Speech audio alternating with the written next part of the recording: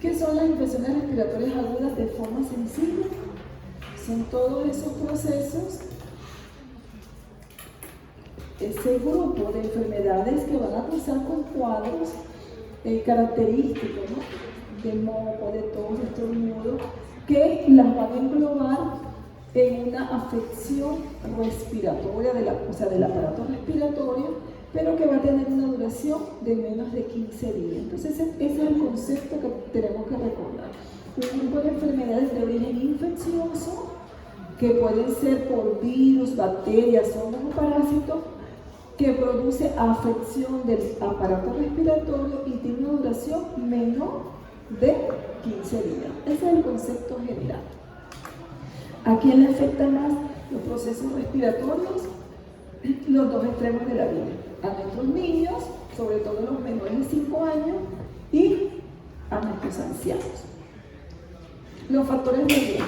Para nosotros en pediatría es muy importante saber cuál es el factor de riesgo que está favoreciendo estos cuadros. ¿Por qué? Porque si nosotros no actuamos en el factor de riesgo, el niño va a seguir. Hay algunos que nosotros podemos modificar, otros no. Por ejemplo, las vacunas incompletas, estimulamos a la vacunación. Si el niño tiene un déficit nutricional o de vitaminas, fortalecemos suplementando.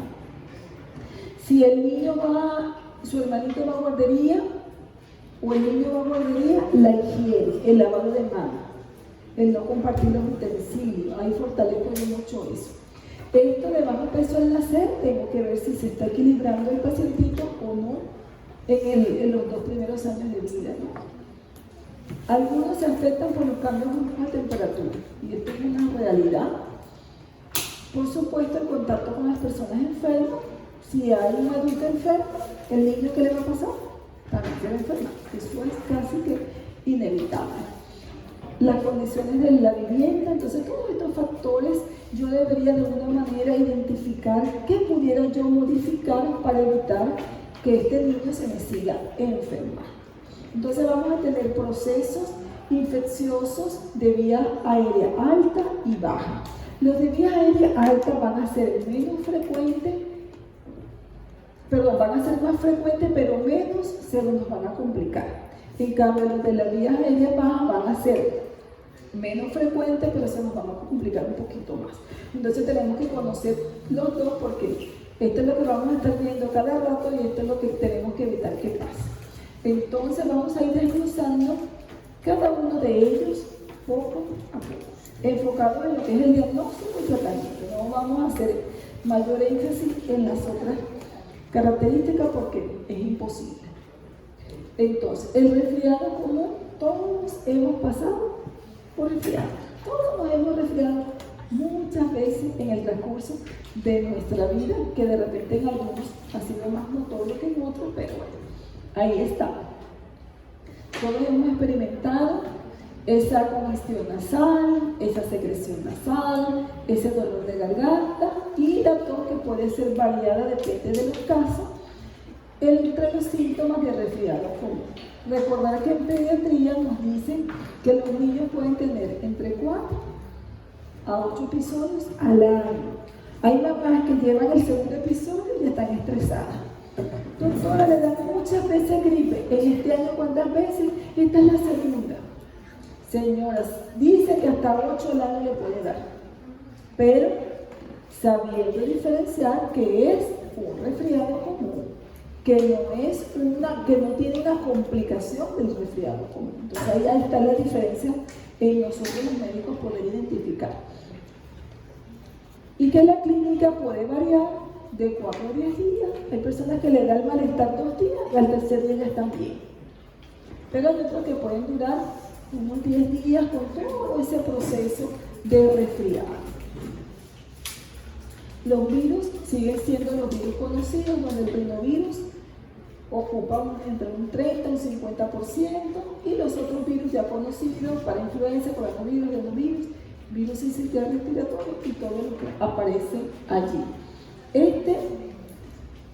Esta grafiquita que me gusta mucho, porque yo puedo darle ahí una respuesta y puedo ver si mi paciente está o no fuera de esto que esperamos que pase en el resfriado. Entonces, aquí los colores no se ven muy bien, pero bueno. El de arriba, congestión. La congestión nasal, ¿qué nos pasa los primeros días? Mucha, ¿verdad? Los primeros 2 o 3 días la mamá llega porque tiene moco. Y es lo que usted espera que pase los primeros días. Y ya después, que avanzan los días, se va quitando, ¿verdad? La secreción nasal, igual. Los primeros días la congestión y la secreción, bastante, y luego va declinando. Los estornudos. Al principio estornudamos, sí, doctor, estornudamos, pero no, ya los estornudos se le quitaron cuando llega con usted, o todavía tiene muchos estornudos los primeros días. ¿Qué pasa con la fiebre? Es variada, algunos le dan una febrícula, solamente sensación térmica, malestar, y luego se desaparece. Por lo general, fíjense cómo declina ya aquí al 5.º día. Entonces, esto es lo que yo espero. ¿Y qué pasa con la tos? Que es lo que nos desesperamos, ¿verdad? O las mamitas se desesperan, porque ellas quieren ir el segundo día a la consulta y que yo les dé algo para que se le quite la tos. O sea, yo soy la maga y la que hace magia, o sea, eso no existe. Y yo de entrada le digo, señora, la tos puede durar varios días, 1 semana o quizás 2 semanas, ya. Pero no debe de haber esto. O sea, los factores de gravedad que nos lleven a una complicación. Entonces, fíjense que la tos se mantiene, ¿verdad? Y fíjense, aquí estamos en el 7.º día y todavía ahí puede haber tos. Ya después de allí, del 10.º día que pasa con la tos, comienza a declinar o ya totalmente desapareció. Entonces, esto se los traigo para que recuerden esto a la hora de yo interpretar en qué parte de mi resfriado estoy con mi paciente. Estoy aquí en el primer día, en el segundo día, ya está mejorando, ya señora, todo va bien, ya se le está quitando el resfriado, no se preocupe, ¿ok? Y los cambios que ocurren por los agentes etiológicos en la época de otoño, invierno, ¿verdad? Donde vamos a tener en toda esa etapa cuadros infecciosos virales, resfriados, que va a ir variando un poco el agente etiológico. Fíjense que hay varios. Rinovirus al principio y al final. El coronavirus ahí en el medio. Pero todos estos fueron desplazados cuando hubo el COVID, ¿verdad? Todo era COVID. Eso pasó. Y fíjense con el adenovirus en toda la etapa de invierno está presente. ¿Okay? Entonces ahí lo vamos a mantener. Entonces no nos podemos olvidar el adenovirus en ninguna de los meses porque puede estar presente. Entonces, ya sabiendo los síntomas, el paciente llega con estos síntomas, yo digo, bueno, esto es un resfriado común, me pararon a las 5 de la mañana para diagnosticar un resfriado. Nos toca como médico hacer eso. ¿Ok? Entonces, educamos al paciente en la evolución de la enfermedad, como yo les acabo de mencionar. Si el paciente sabe cómo va a evolucionar el resfrío, no va a venir mañana. O si viene a las 48 horas porque está complicado, porque usted ya le dijo que iba a pasar. ¿Ok? ¿Cuándo reevaluamos? Cuando hay empeoramiento de los síntomas, cuando excede la duración esperada, tiene más de 10 días y no se le quita, no, ese es el mismo resfrío. No, aquí hay otra cosa. ¿Ok? Porque lo ideal es que los primeros menos de 14 días ya esté resuelto. Manejo sintomático, hidratación adecuada, líquidos tibios, suelo salir. Esto no le gusta a las mamás. O sea, usted le dice, dele paracetamol, hidrátelo y lávele la nariz, se frustra. Ella quiere que usted le mande algo más. Pero eso es lo que nos dicen que deberíamos de hacer, pero a veces tenemos que complacer a las mamás, lamentablemente, para que regresen a la consulta. Pero bueno, pero esto es, el tratamiento es este. Entonces, sigamos aquí. Tratar los síntomas es lo importante. Entonces, el niño pequeño, la congestión nasal, le va a fastidiar, le va a perturbar a la mamá. Entonces, eso es lo que hay que tratarle. Lavemos de la nariz, descongestionémosla un poquito y ya todo va a calmar. La fiebre y el dolor. malestar general, dolor de cuerpo, eso molesta. Entonces su paracetamol fijo por 1 o 2 días. Yo he visto en sus recetas de portafolio 5 días de paracetamol y ibuprofeno. ¿Pero por qué? ¿Con qué me dice que ya los primeros días esos síntomas bajan? Lo voy a tener, le voy a dañar su estómago 5 días por seguir la pauta que todo el mundo dice 5 días. No, yo de verdad lo pongo 48 horas. Fijo. A mis pacienticos pediátricos, porque después me le duele la pancita, le dan síntomas intestinales y si después necesita el antibiótico va a estar mucho peor mi paciente, ¿ok? Y lo que todo nos dice es no usar antibióticos, no usar broncodilatadores, no usar vapores aromáticos en los niños pequeños. Ibuprofeno, no. Ibuprofeno para el malestar general, para el dolor, para la fiebre, paracetamol o ibuprofeno. Es lo que mandamos, ¿no? De forma regular los primeros días. 2 días, máximo 3, y lo ven ahí con mucha molestia. Y lo demás es hidratación, ya vamos para allá. Entonces, esto es lo que nos dice. Lo único, usted ve la guía del MINSA y es nada. No se puede. Pero la mamá quiere algo, el papá quiere algo, la abuelita quiere algo. Entonces, bueno. Ahí vamos para el algo. Si después del algo no está clara tu pregunta, la hacemos, ¿ya? Entonces, aquí viene el cuadrito que nos dice la guía esta española de pediatría. Entonces, para mí, todo comienza desde aquí. Postural. El niñito tiene muchas secreciones, es un niñito grandecito. Señora, póngamelo semisentado porque así va a respirar mejor. ¿Okay?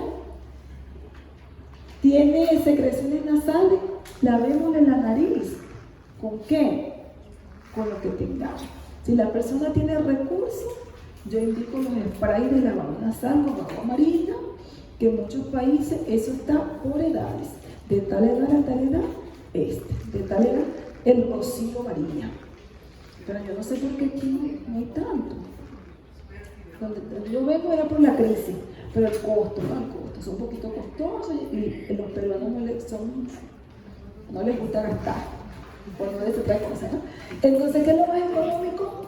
El suero fisiológico. Yo le mando a comprar, señora, cómprese su frasquito de solución de esos de 100 ml, se compra su inyectadora, jeringa, le quita por favor la aguja, porque hasta eso tienes que decir, no voy a meterle la aguja por ahí, le quitas la aguja, sí, mi amor, porque de verdad, todo eso hay que decírselo, le quita la aguja y depende de la edad, utilizo unas que son más grandecitas, más pequeñitas y le mando a que cada 2 días cambie, o de ser posible diario, la jeringa porque se contamina, ¿no? Entonces, le hago lavados nasales a mi pacientito. 5 ml, 1 ml, si es chiquitito, si es un cuadro de sinusitis, ustedes ya van a ver un lavado que les pongo ahí. Entonces, el lavado puede ser hasta con 20 ml. Pero si es un catarrito con moquito, un poquito espeso, de repente 5 ml en el niño pequeñito, en el niño más grandecito 10 ml. Y le lavo la nariz cuantas veces sea necesario. Si recordamos nuestra curva, los primeros días va a haber mucho moco. Entonces, ¿qué le digo yo? Señora, los primeros días usted le va la nariz cada vez que sea necesario. Cada 3 horas, cada 4 horas, cada 5 horas, cada 6 horas. Antes de alimentar, la siguiente observación. Y a los 2 o 3 días que ella empieza a mejorar, 3 veces al día, 2 veces al día, hasta que se le quite los mocos. Entonces ya la mamá no tiene una receta, sino la necesidad del aseo nasal. Pero si la mamita le da miedo, no doctora, a mí eso me da miedo, pobrecito mío, mande mejor el spraycito. Entonces yo le mando su spraycito de lavado nasal y entonces le lavo su nariz con las sales especiales allí de agua amarilla, ¿no? Y entonces le lavo de una fosa nasal y de la otra. Me pongo de ladito al lactante, 5 ml por aquí, 5 ml por aquí, estornuda, botan todo el moco y usted le limpia, señora. Niño más grandecito, paradito, sentadito, una fosa, la otra fosa, botan el moco y usted lo limpia. Y así ellas pueden hacer entonces su lavadito nasal. Pero si pueden comprar su agua marina, la compran. Y si es por grupo etario, mejor. Como aquí tenemos compañeros que se van por el exterior, allá van a tener todo eso. Ok. Y lo otro es la solución hipertónica. La solución hipertónica, aquel pacientico que tiene el moco espeso, me gusta más. Entonces, lavadito con solución hipertónica, hay dispositivos para solución isotónica y para solución hipertónica al 3%. Entonces, yo le mando a lavar con la que es para las secreciones más espesas. Pero si no hay más nada, ni cloruro. Dime, y el agua, ¿ok? Vaporterapia. El vapor mejora la obstrucción nasal, pero yo he visto, ahorita estuve en una capacitación de medicina naturista, ¿no? Entonces ahí enseñaron cómo hacer los vapores, así tipo con una sombrilla. Yo nunca había visto eso, pero bueno, también se puede hacer, ¿no? Pero yo de verdad le tengo miedo a los vapores. ¿Por qué? Porque la mamá olvidadiza, pone la lonchera con el agua, la tropieza y el niño se me quema. Entonces, yo no hago eso. El adolescente pudiera hacerlo, pero por lo general no lo hago. ¿Pero qué hago yo? Señora, usted tiene, aquí casi no lo veo, pero de donde yo vengo, sí, señora, ¿tiene agua caliente en su baño? Sí, doctora. Bueno, usted me va a abrir el baño, el agua caliente, que salgan los vapores. Y ahí me va a meter el muchachito. Y ahí sí le hago yo mi vaporización en su bañito. Así lo voy. Y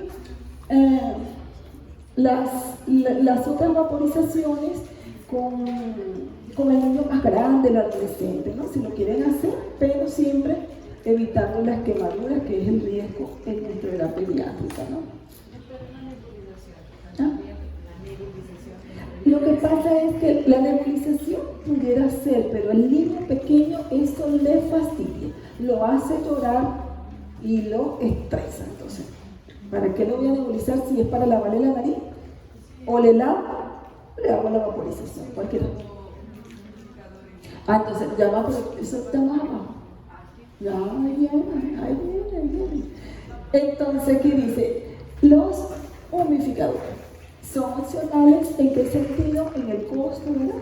Compra tu humidificador para tu gripe. Tu cuadro, oye, está como que difícil. No se quieren comprar el spray menos el humidificador. Pero si puedes, me dice, doctor, que yo puedo comprarlo. Cómpratelo. Yo voy a decir que no se lo compre, cómpratelo. Pero, ¿qué es la observación? La higiene que deben de tener para evitar los hongos. ¿Okay? Entonces, eso debe tener su higiene tal cual como diga el dispositivo. Es la única condición. Allí también ustedes ven las series coreanas, ¿verdad? El enfermo está en la camita, el coreanito, y su vapor. Y hoy, porque no tengo uno, digo yo, pero ahí tenemos ejemplos. Descongestionantes. Mire, aquí recomiendan, y esto usted lo va a ver, evitar debajo de los 6 años, porque de verdad yo me arriesgo y yo le pongo. Si tiene demasiado moco, yo prefiero ponerle una gotica de cimetazolina. Lo que pasa es que acá yo no sé acá en Lima, pero allá en Julián no conseguía la presentación pediátrica y para mí era una limitante, aunque la podía hacer tipo mezclarla con cloruro y diluir un poco la concentración y así aplicaba mi lavadito nasal. Después del lavadito nasal, mis goticas de descongestionante de oximetazolina, yo soy amante a ella, porque entonces el niño te le lava, echa la gotita y la mamá se pone contenta, ¿no? Me gusta mucho utilizarla. Viene presentación de gotas, que las gotas lamentablemente no cae una gota, cae el chorro. Lo ideal es que sea y el spray también. Usted hace el spray, sale demasiado y eso que me molesta. Entonces, cuando es en presentación pediátrica, el rocío es diferente. Lamentablemente acá yo no lo he visto, pero tarea, buscar qué presentaciones hay de oximetazolina acá, porque yo la he visto solamente en la presentación de adulto. Ok, entonces la podemos utilizar. Yo particularmente la utilizo 3 veces al día nada más, aunque se puede utilizar un poquito más, máximo 5 días. De más de allí, no la utilizo. Antihistamínicos. Bueno, vamos a hablar un poquitico más de ellos, pero los antihistamínicos es contradictorio. Algunos dicen que no, que sí. Particularmente si hay un componente rinítico. O sea, si yo estoy ante un paciente que tiene un resfriado común, pero también sufre de rinitis, se va a beneficiar colocándole su tratamiento antihistamínico. Y lo otro es que la mamá quiere que tú le mandes algo. Bueno, que sea el antihistamínico. Pero no debería ser, ¿verdad? El bromuro dipatropio nasal me encantaba. Aquí tampoco lo he visto. Averigüen si lo hay. Me van a ayudar, tareita, a ver si esto lo hay. No lo he visto propiamente acá, pero para mí me encantaba, sobre todo porque lo puedo utilizar en niños pequeñitos. 2 en cada fosa nasal, 2 veces al día, lo podemos utilizar. Los antitoxígenos, entonces no se le puede dar nada, todo contraindicado, dice la guía. Pero bueno, ahorita vamos a nombrarlos también. No es concluyente, pero hay mamás que te dicen, mire doctora, le cayó buenísimo su jarabito de la tos, buenísimo. O después, no doctora, lleva 3 jarabes de la tos y nada que se le quita. Entonces probablemente no es un resfriado. Mire, estos resfriados usted les da los jarabes que son naturales, se les quita. Pero se les quita porque es la evolución de la enfermedad. Pero usted le da ese, la mamá está tranquila, sí, el jarabito le prestó, ¿qué jarabe? Es la evolución de la enfermedad que se le va a quitar. Pero bueno, hay que complacer a veces, ¿no? Entonces, se sugiere cuando la tos es seca, en los resfriados, entonces podemos utilizar, ahorita vamos a nombrar algunos, los antibióticos, no usarlos de entrada, vamos a comentar también cuándo usarlos, y los mucolíticos, eficacia limitada, sin embargo lo seguimos utilizando igualmente. Y el mejor mucolítico, ¿cuál es? El agua. Hidrátese, por eso la receta de ustedes en el resfriado debe de concluir con abundantes líquidos. Siempre abundantes líquidos para que el paciente esté hidratado, y eso es lo que es el mejor mucolítico para los niños. Otras terapias, polivitamínicos, que si la vitamina C, que si el zinc, que si el jarabe real, que si todo esto, bueno, algunos les presta, otros no les prestan. Vitamina C y zinc, bueno, que tengan cierto efecto beneficioso, y eso es debatible. Algunas literaturas te dicen que sí, otras que no, pero bueno, ahí la tenemos opción. Aquí no nombré la miel. ¿Dónde está la miel? Aquí. La veo. ¿Dónde está? Antitoxígeno. Ajá. Entonces aquí el antitoxígeno, esto sí hay algunos artículos, ustedes pueden investigar, te dice que la miel es la tos seca, pero se da de noche. Yo cuando me dice, doctor, ¿y usted qué opina de la miel? Buenísima, pero me la das de noche. Y la otra condición es que no sea en menores de 1 año. Esa es la otra, por el riesgo de botulismo y esas cosas. Entonces no, menores de 1 año no, pero sí podemos darle la noche y calmar la tos nocturna. Ok, entonces aquí viene todo lo que nosotros damos y que dicen que no podemos dar, pero que sí, que no, algo tenemos que dar. De verdad, cuando yo coloco solamente paracetamol o ibuprofeno por 2 días, hidratación, abundante liquidación nasal, digo, ay, ¿qué más le pongo a la mamá? Pero si le explico todo, la mamá va a quedar satisfecha, ¿no? Pero si no, bueno, no va a quedar tan contenta. Entonces tenemos, el dextrometrofano, que esto sí le encanta a los peruanos, esto es pan de nuestro de indicación. La codeína realmente para niños mayores que así lo requieren, es un potente antitoxígeno. Estos son medicamentos naturales que también se utilizan en algunos otros países. Aquí de verdad no tengo experiencia, pero que también dicen que tiene cierto efecto beneficioso como calmante de la tos. Y los mucolíticos, también lo utilizan aquí mucho, pero combinado. Por lo general combinado con otra medicina, ¿no? Lo utilizan. La bromexina también la utiliza.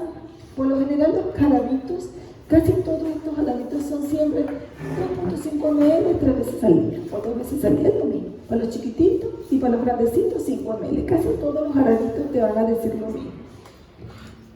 El bromuro de hipatropio nasal, como le dije, sí me gusta. Y el Ambrosol, también tengo buena experiencia con el Ambrosol. Hay médicos que no les gusta mandar nada. Yo de repente pongo mi Ambrosol dependiendo de cómo yo escuche toser al niño, o lo pongo combinado con clenbuterol, que tiendo mucho a hacer si tiene un componente de hiperactividad, de asma. Me gusta ponerle ahí el combinado con broncodilatador. Ok, entonces, ¿qué pasa cuando yo sospecho que hay sobreinfección bacteriana? Y ese es el riesgo, ¿verdad? Que se me sobreinfecte. Entonces, evaluamos la sintomatología. Fiebre más de 72 horas. Fiebre intermitente con intervalo libre de 24 horas. El pacientico tuvo fiebre, 2 días se le quitó y reaparece. Eso no va bien. No va bien. Lo que veíamos es que le da fiebre y se le quita. No que le da fiebre y vuelve a aparecer, ¿no? Entonces, otra característica, fiebre de aparición posterior a 48 horas del inicio de la clínica. O sea, el tuvo moco, tos, estornudo y 5 días después aparece la fiebre. Eso tampoco. Entonces, eso es un factor de riesgo para sobreinfección bacteriana y yo puedo dar tratamiento sintomático y puedo observar o puedo de una vez considerar el uso del antibiótico. ¿Okay? Entonces, las pautas más o menos serían estas. Tos diurna que dure más de 10 días. Entonces tienen 20 días con la tos, eso todavía es un resfrío. No, señores, eso no es un resfrío. O es una sinusitis, una bronquitis, algo más tiene, ¿no? Rinorrea más de 10 días. Tienen 15 días con moco. Tampoco. Obstrucción nasal más de 10 días. No se le quita, le lavo la nariz y 10 días nada. Fiebre alta y rinorrea purulenta más de 3 días.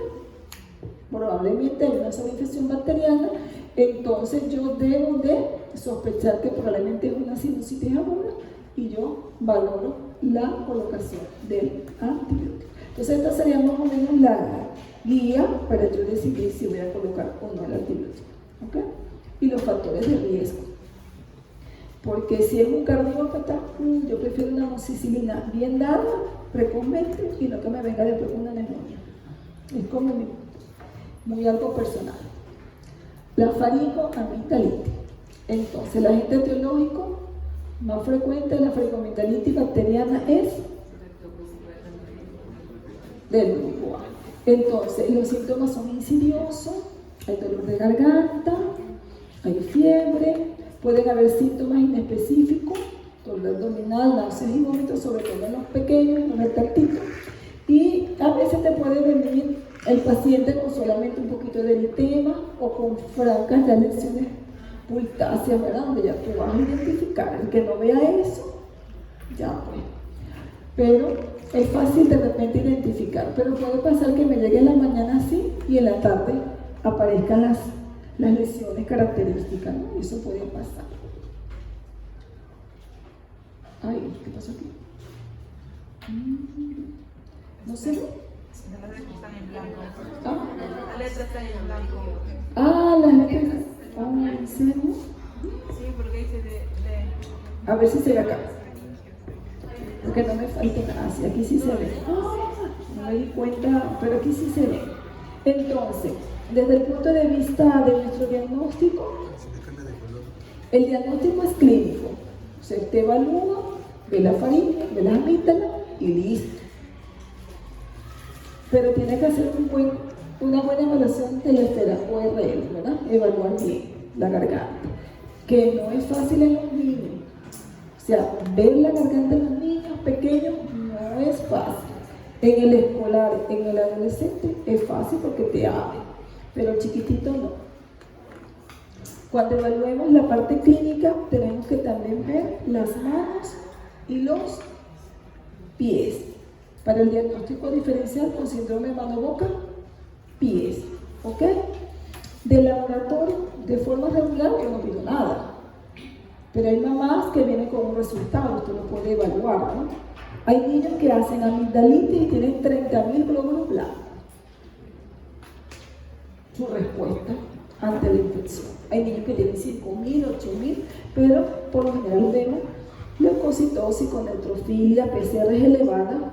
Los títulos de acto lo podemos pedir en aquel paciente recurrente, podemos pedirle. Los exudados y los cultivos faríneos no lo hacemos de rutina, pero hay centros donde sí tienen bien protocolizado qué hacer y lo vamos a ir comentando. Entonces, el algoritmo diagnóstico de la faringitis. Este es uno de los algoritmos.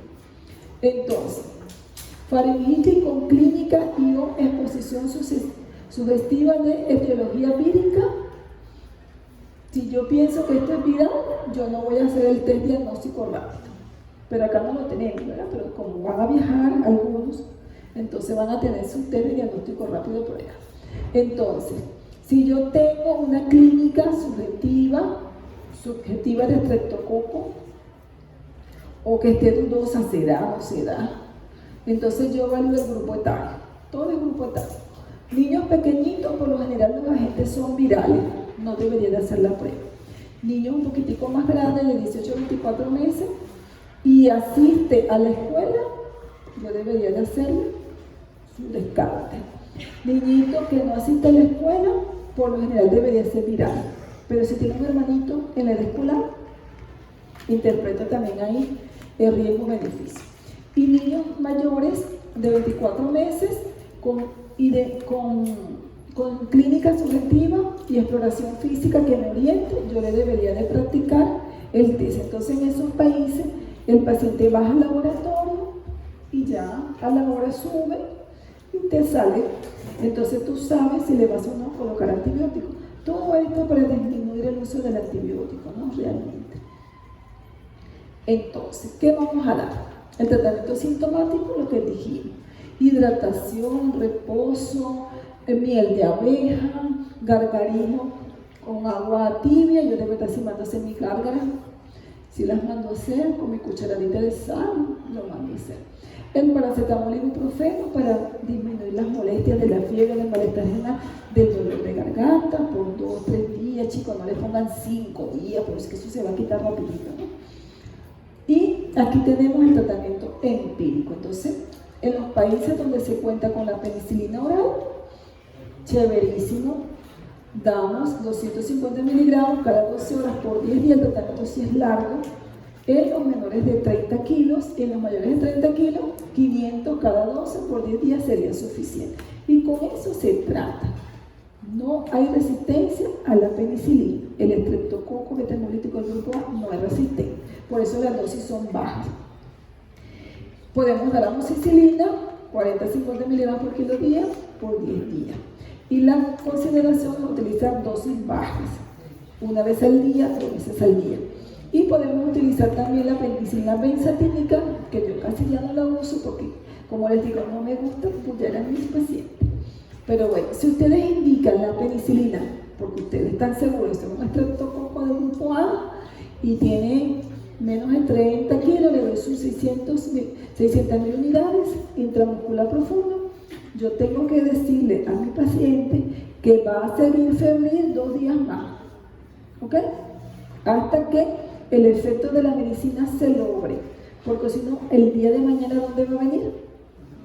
Otra vez a su emergencia. Usted tiene que decirle, señora, con la penicilina, ya en 48 horas no debe de haber fiebre. Si hay fiebre, usted consulta, pero debe esperar por lo menos 2 días, ¿ok? Y nuestra querida amoxicilina. Yo utilizo esto porque es cómodo, económico y es lo que tenemos aquí. A los alérgicos, aquí tenemos nuestras opciones que ustedes ya la conocen, pero recordar, y aquí sí quiero hacer énfasis, el cefalroxilo, no hay resistencia tampoco al estreptococo, pero ojo, usted tiene que estar seguro que es un estreptococo, porque si esto es otro agente bacteriano, pueda que no le responda. Entonces, donde yo estaba mandaba mucho cefalroxilo, y no les hacía nada. Es que no era un estreptococo del grupo A, y por eso quizás había resistencia y no respondía. Entonces usted tiene que estar seguro que es esa gente. Por eso el test sería lo ideal, ¿verdad? Para estar segurito. Y si no, si es alérgico, entonces tenemos la citromicina. A mí me gusta mucho porque fíjense, por poco tiempo, aunque tiene su componente gastrolesivo, la cleptomicina y cefalocino por 7 días reduce un poco el tiempo. Y esto es lo que dice su pauta de guía de práctica clínica, donde dice lo mismo, excepto que aquí ellos ya han incorporado esta recomendación, que es la que se está siguiendo, de 40 a 50 miligramos por kilo, que yo lo puedo utilizar cada 12 horas o cada 24 horas, pero siempre el periodo es por 10 días, para el estreptococo del grupo A, ¿ok? 10 días, pero lo podemos dar, fíjense, más fraccionado. Siempre lo damos cada 8 horas, pero lo podemos dar cada 12 o una vez al día. Y está bien porque es más cómodo para los familiares y el paciente lo tolera mejor, ¿ok? Lo demás es prácticamente lo mismo. Vamos a nuestro oído. Así puede llegar un paciente cuando el dolor es sumamente intenso, que la membrana está a punto de drenar. Cuando ya drenó, ya se quita el dolor. Entonces, ¿qué es la otitis?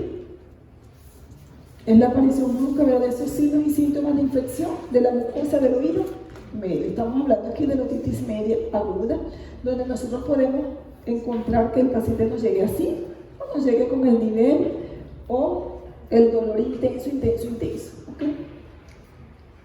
La causa bacteriano-viral, la bacteriana sigue siendo la más predominante, 80%, el estreptococo y el hemófilo siguen siendo, hay países donde ya por la vacunación, el hemófilo tipo A ya no, sino el no tipificable, es el que se está en mayor incidencia.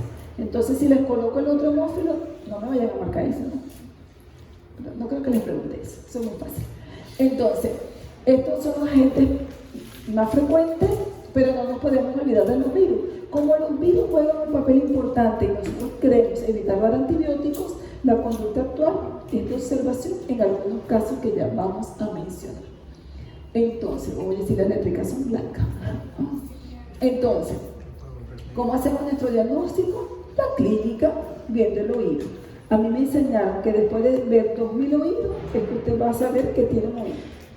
Así me enseñaron a mí. Y es verdad, en los niños yo meto aquí y ya yo sé que hay algo. Nada más con asomarme. Después de ver tantos oídos. Al principio, arriba, abajo, por los lados, todo lo que dice la semiología que tienen que hacer, ¿no? Entonces, vamos a tener, para hacer nuestro diagnóstico, nuestra evaluación de nuestra membrana timpánica. Podemos ver si está roja, convexa, engrosada, prominente, si tiene nivel hidroaéreo, si ha perdido el punto luminoso, etcétera, me va a ayudar. Pero el paciente puede venir con fiebre, alta fiebre, en el niño. Fiebre, y cuando usted lo examina, es otitis.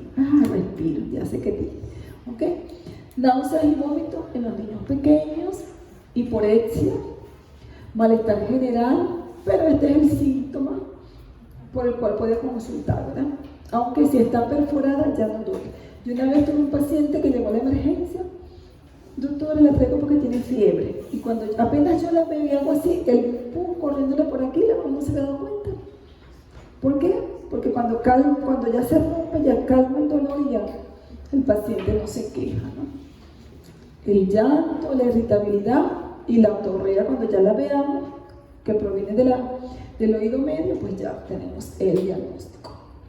Entonces aquí viene nuestro manejo, y es el manejo que tenemos que aplicar.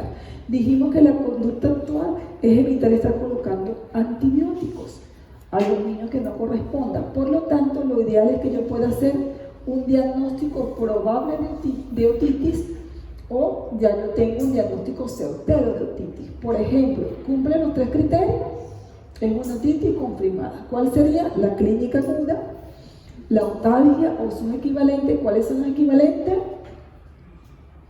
En los lactantes, irritabilidad, vienen así. Yo le pregunto, señora, ¿se agarra el oído? Oye, sí, el niño, ¿verdad? Porque él no sabe, no habla, pero puede que se esté agarrando, ¿verdad? Y esos serían los equivalentes, ¿no? O cuando lo examinemos, veamos abombamiento, más enrojecimiento importante, puede cumplir 2 criterios, entonces nosotros podemos decir que es una otitis media probable. Pero si a esta otitis le precede un cuadro catarral, mire doctora, la semana pasada tuvo gripe, o tú le preguntas, ¿ha tenido cuadro gripal en estos días? Sí, hace 5 días tuvo una gripecita, y ahora tú le ves esto, entonces una otitis, ya tengo esto más esto, otitis confirmada. ¿Qué más tengo yo que evaluar? Los riesgos para el tratamiento. Menor de 6 meses, alto riesgo. Recurrente, alto riesgo. Antecedentes de que a todos en la familia le da otitis, alto riesgo. Entonces, si hay riesgo, también eso es un factor para yo evaluar, para decidir colocar tratamiento. Entonces, si nos llega un recién nacido con otitis media, al hospital, ¿verdad? Porque no debe tener algo, tiene algún inmunológico, ¿qué si yo tengo ese niño? Niños que pasan de un mes, entonces tienen menos de 6 meses, tenemos que dar antibióticos sí o por sí, sus 10 días de tratamiento. Niños de 0 a 24 meses, el diagnóstico es incierto, observamos, yo puedo observar 48 horas, le puedo colocar un poquito de ibuprofeno 2 días, se le calma y listo, no mejora, o tiene clínica grave, el niño luce mal, le duele el oído, tiene secreciones, tiene fiebre, malestar, antibiótico de una vez. Niño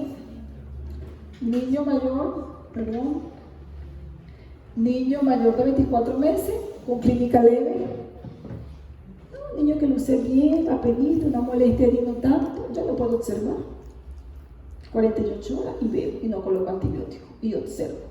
Si no tuviese factores de riesgo, si tiene factores de riesgo, tengo que considerarlos. ¿Ok? Entonces, el tratamiento. A los niños menores de 6 meses, acuérdense que de la otitis puede haber una infección en el cerebro. Yo vi fallecer una niña adolescente por una otitis bilateral que nadie le diagnosticó a tiempo. Hizo una meningitis y falleció. Entonces, lástima, ¿verdad? Porque no evaluamos a veces bien a nuestros pacientes. Entonces, menores de 6 meses, combinado, altas dosis de amoxicilina, el intervalo largo, más su paracetamol, ¿verdad? Niños de 6 meses a 2 años, yo puedo considerar amoxicilina solita, si no hay resistencia. Si él me dice que los 3 últimos meses recibió amoxicilina y yo creo que puede haber una resistencia, tengo que utilizar amoxicilina con ácido clavulínico. ¿Por cuánto tiempo? Ya bajo el intervalo, yo puedo darle 8 días y sería suficiente. ¿Tienes una otitis recurrente? 10 días. ¿Ok? Niños mayores de 2 años, sin factores de riesgo, analgésico y revalor. Niños con factores de riesgo, puedo dar amoxicilina ácido clavulínico por días más cortos. 7 días pudiera ser. Incluso algunos han bajado ya a 5 días. ¿Ok? Es otitis media, no es otitis externa. La externa es la que va para eso. ¿Ok? ¿Qué es lo que pasa? Que yo he visto en su protocolo que ustedes ponen las dos cosas y no está bien. La literatura en ninguna parte te va a escuchar eso. La otitis externa es la que va para las gotitas de citro con hidrocortisona. Pero esta no. La otitis externa es antibiótico. ¿Ok? Lo mismo que nombramos. ¿Cuáles fueron los factores de riesgo que dijimos?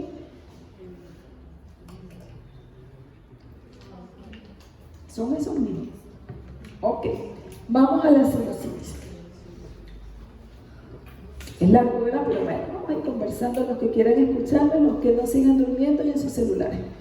Ok, entonces la sinusitis es muy frecuente en pediatría, de verdad. El 5 al 10% de las infecciones altas se complican con rinosinusitis. ¿Ok? El neumococo sigue siendo el agente, el hemófilo no tipificable y los otros también.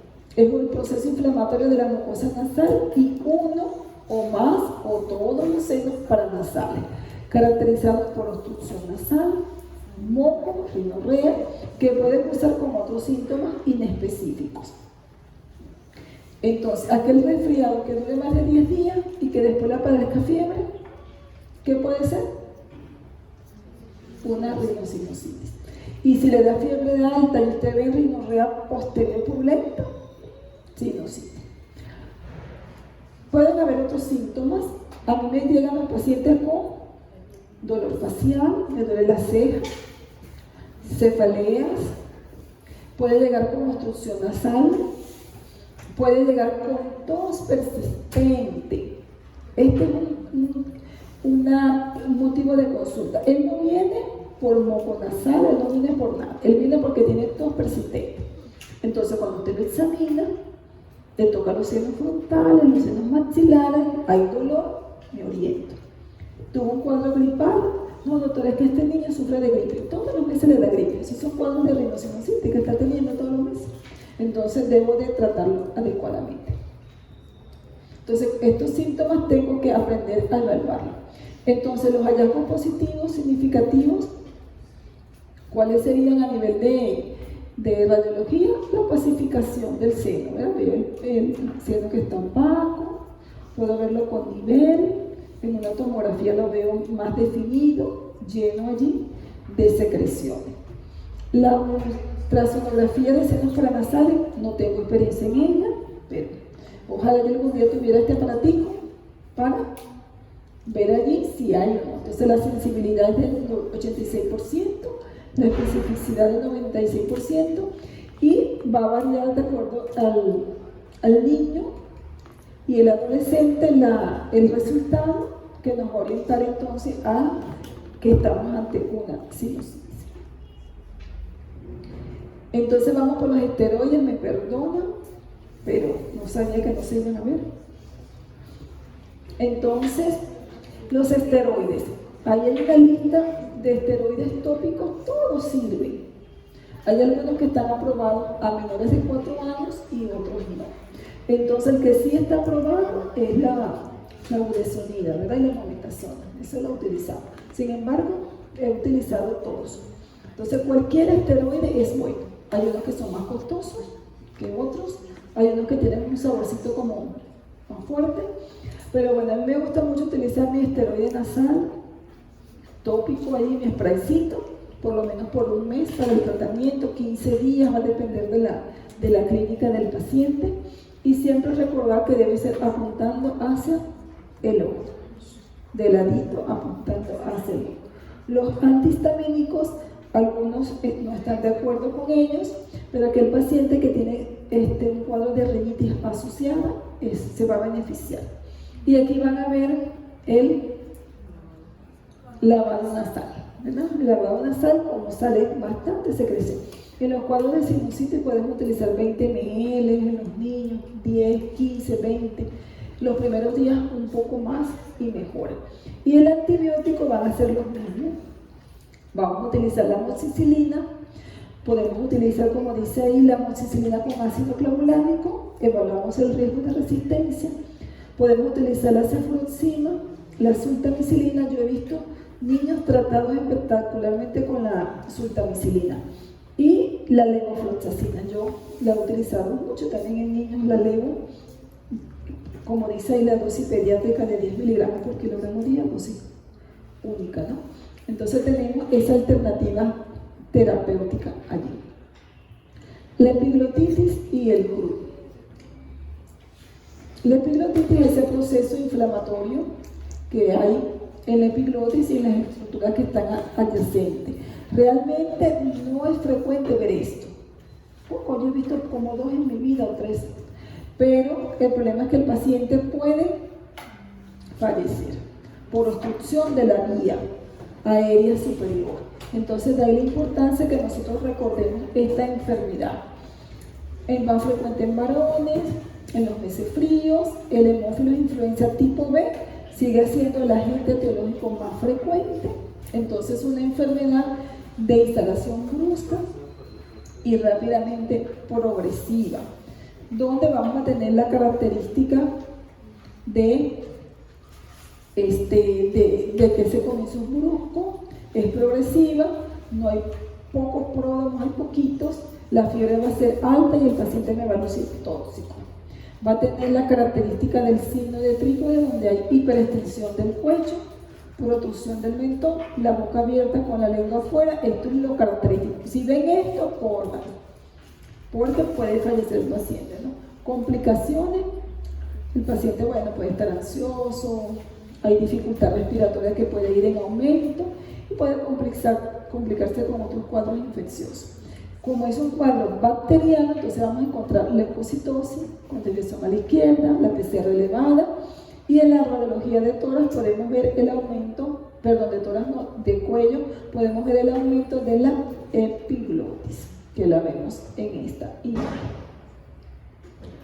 El diagnóstico, entonces, lo hacemos desde el punto de vista clínico, pero podemos aislar en hemocultivos el hemófilo, podemos cultivar las secreciones de la epiglotis, se pueden hacer estudios serológicos, incluso en orina también, para identificar el antígeno, y la PCR buscando el material antigénico. El tratamiento, aquí lo importante es mantener la vía aérea, ¿no? Entonces, si el paciente amerita su ventilación, lo debe de hacer una intubación como la persona más experta en el área.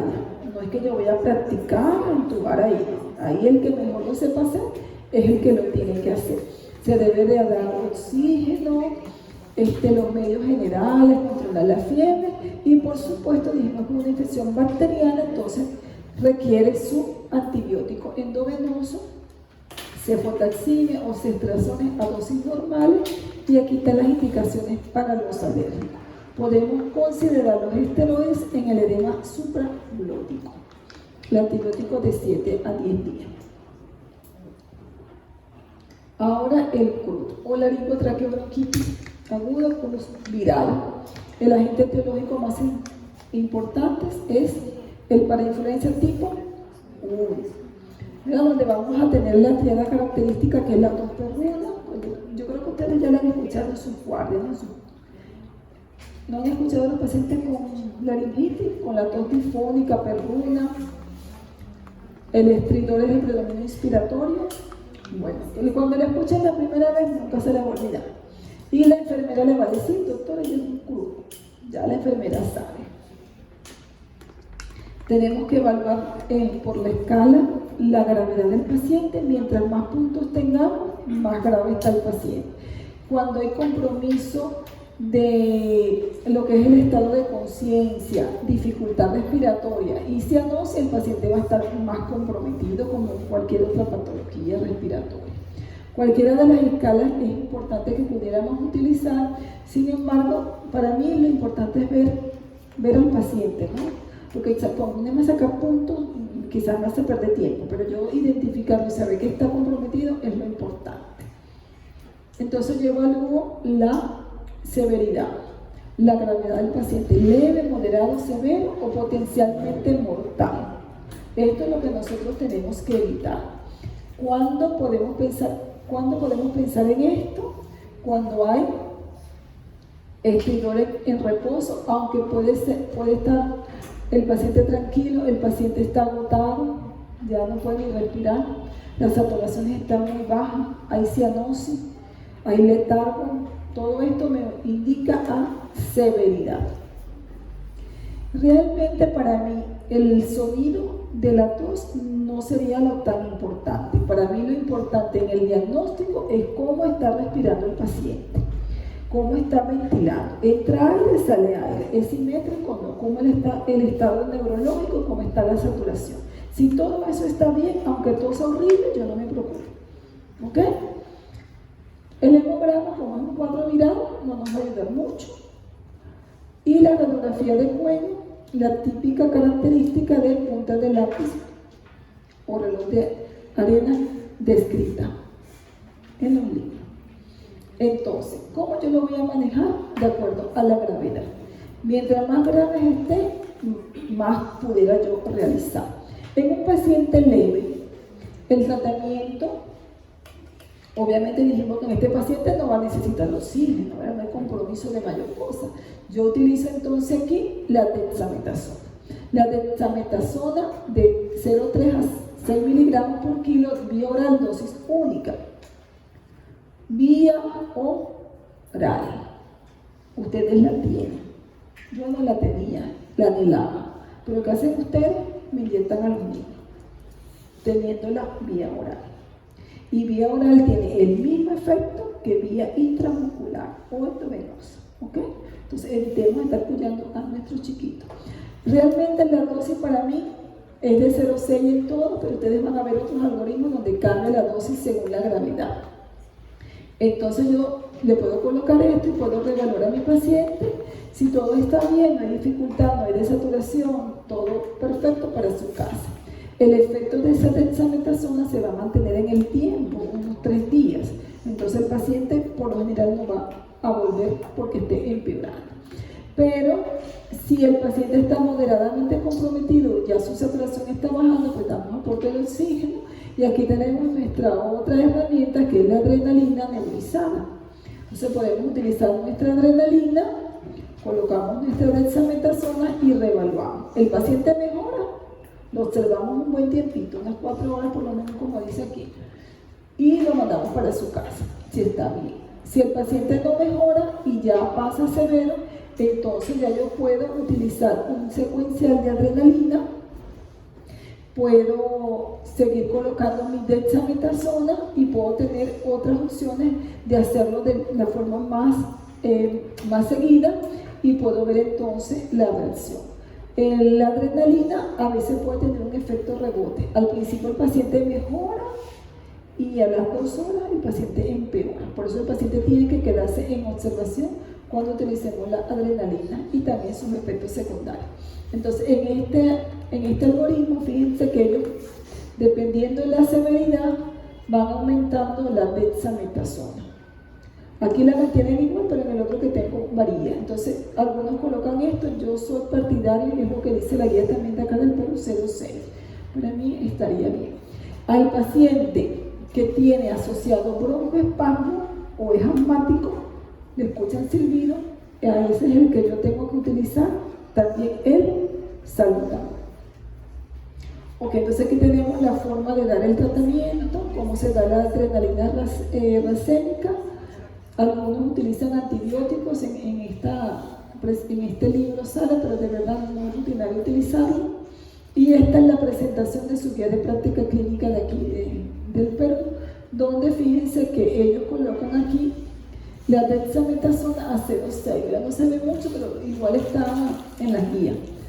0,6 era la opción. En el paciente grave, oxígeno, entonces colocamos adrenalina, dexametasona y podemos hacerlo secuenciales y vamos viendo cómo el paciente mejora.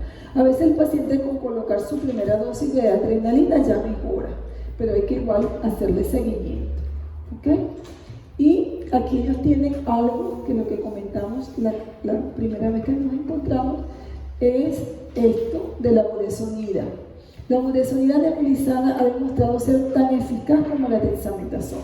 Si yo coloco budesonida nebulizada, no necesito colocar dexametasona. O coloco una o coloco la otra. Pero hay médicos que nos asustamos y ponemos las 2 cosas.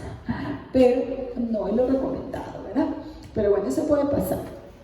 La dexametasona oral o intramuscular para el tratamiento de la laringitis, sin embargo, hay razones prácticas para preferir el uso de la dexametasona oral.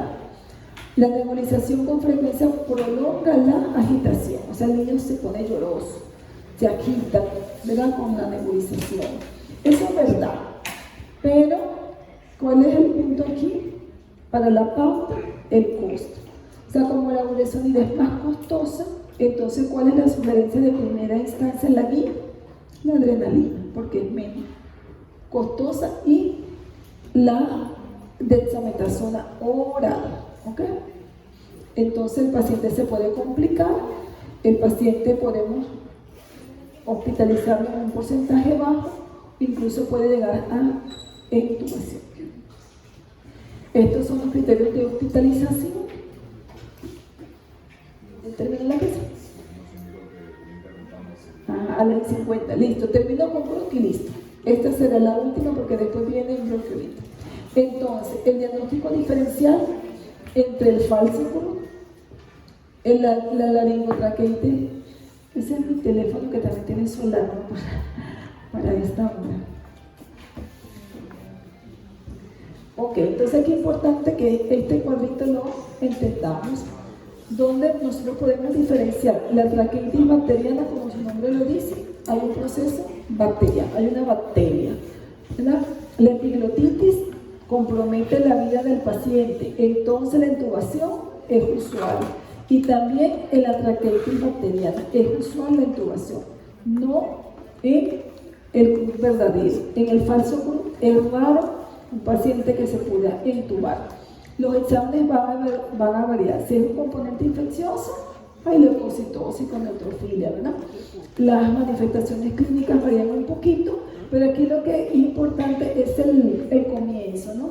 Es súbito en el falso CRUD, es súbito en la epiglotitis, insidioso, lento y súbito deterioro en la traqueitis bacteriana. Esto es importante para el análisis.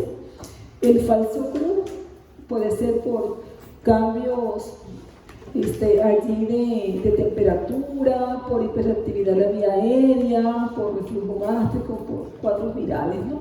Entonces es importante que puedan hacer la comparación de cada uno de ellos para poder, estoy ahorita ante un falso CRUD, que es esa tos que aparece de forma súbita en el niño y que la mamá consulta porque está tosiendo, con la tos difónica y perruna, pero que si la mamá no es muy preocupada, no lo lleva y a los 2 días se le quita y ya. Eso es lo que por lo general pasa. En cambio en el otro puede que sí consulte, pero este otro tiene síntomas